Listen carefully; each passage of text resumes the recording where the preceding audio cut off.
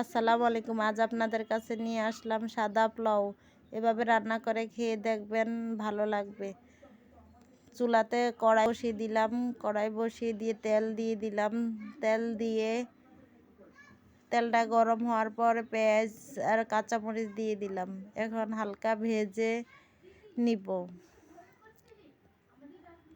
আপনাদের ভালো লাগলে লাইক, শেয়ার, সাবস্ক্রাইব করে দিবেন। এখন হালকা ভেজে রসুন দিয়ে নেড়ে নিব।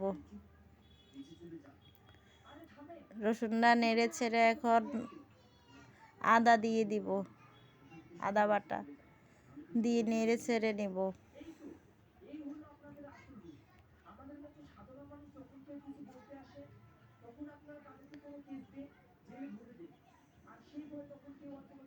পরিমাণ মতো লবণ দিয়ে দিব। আমি এখানে আধা কেজি চাউল নিয়েছি, ওই পরিমাণে লবণ দিয়ে দিলাম। এখন চাউল দিয়ে নেড়ে ছেড়ে নিব।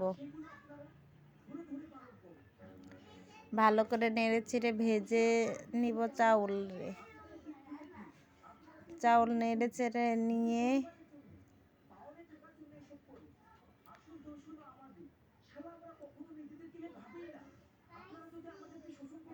চাউল নেড়ে চেড়ে নিয়ে এখন ভাজা হয়ে গেছে। এখন গরম পানি দিয়ে দিব, পরিমাণ মতো গরম পানি দিব।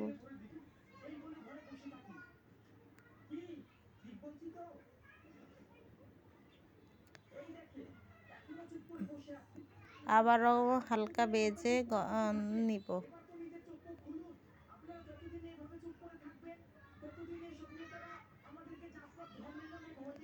হালকা ভাজা হয়ে গেছে। এখন গরুর দুধ দিয়ে দিব পরিমাণ মতো। আবারও নেড়ে চেড়ে দুধটাকে শুকিয়ে নিব।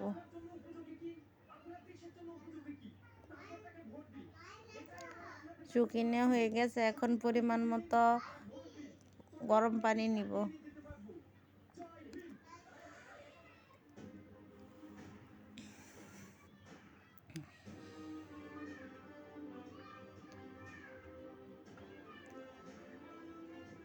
আপনাদের ভালো লাগলে এভাবে রান্না করে খাবেন। আমি আমার মতো রান্না করলাম, আপনি এভাবে রান্না করে খেয়ে দেখবেন, অনেক ভালো লাগবে। এই দেখুন কত লোভনীয় হয়েছে। তারপর আপনারা রান্না করে দেখবেন, আমার মতো খেতে ভালো লাগবে। আজ এ পর্যন্ত, ভালো থাকবেন। আসসালামু আলাইকুম।